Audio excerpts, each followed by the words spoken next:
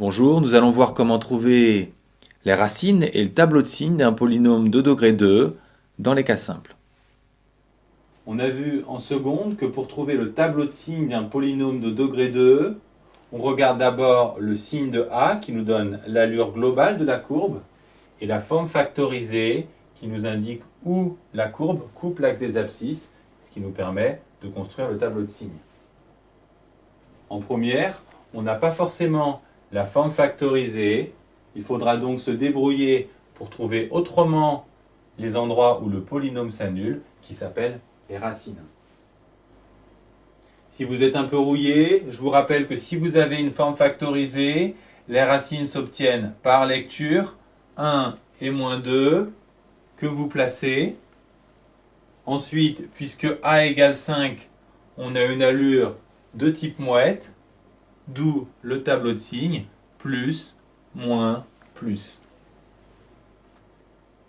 Maintenant, si on n'a plus une forme factorisée, mais une forme développée, retenez tout de suite que si vous avez seulement deux termes, comme ici, on peut toujours trouver les racines simplement.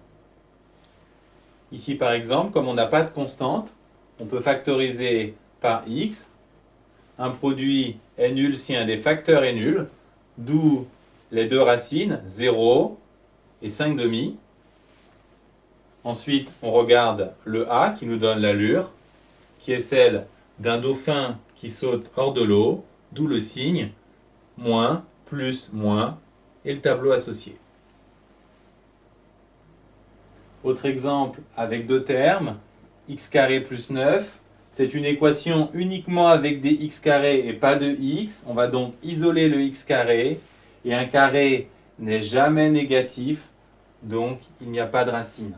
Maintenant, le signe, a égale 1, donc on a une courbe de type mouette. Une mouette qui ne touche pas l'eau puisqu'il n'y a pas de racine. Elle reste dans l'air et le polynôme est positif partout. Deux petites remarques. J'ai indiqué ici moins l'infini et plus l'infini que vous pouvez écrire sur tous vos tableaux de signes.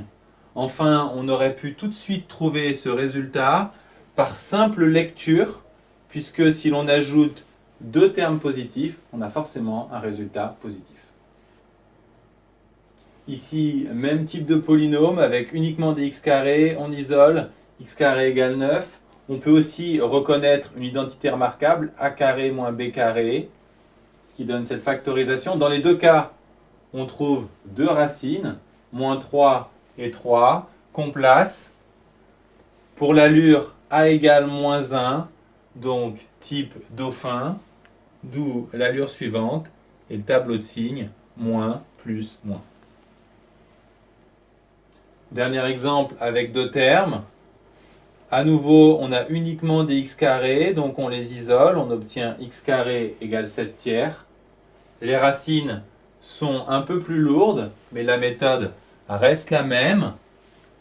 A égale moins 3, donc on a une courbe de type dauphin, d'où cette allure et ce tableau de signes. Si vous avez une forme développée avec trois termes, commencez par regarder si vous avez une identité remarquable. Ici, par exemple, vous devez penser à x plus 1 au carré, qui s'annule en moins 1. Maintenant, pour l'allure, puisque a égale 1, on n'a pas celle-ci, mais une courbe de type mouette. Une mouette qui va donc toucher l'eau en moins 1, mais sans plonger, d'où le tableau de signes suivant. Et notez bien que vous devez préciser qu'en moins 1, le polynôme s'annule. Dernier exemple, un peu plus fin.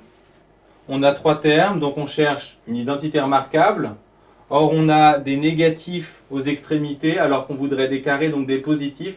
On peut penser que ça ne marche pas, sauf si on factorise par moins 1, puisque 4x carré est le carré de 2x et 9 le carré de 3. On a cette identité remarquable qui s'annule quand l'intérieur de la parenthèse vaut 0, d'où la racine qui vaut 3 demi.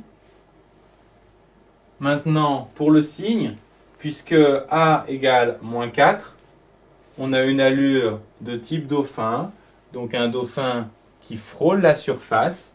Autrement dit, le polynôme est toujours négatif et s'annule en 3/2. Enfin, si on a un polynôme à 3 termes et qu'on ne trouve pas d'identité remarquable, que faire? C'est ce qu'on va voir dans la vidéo suivante.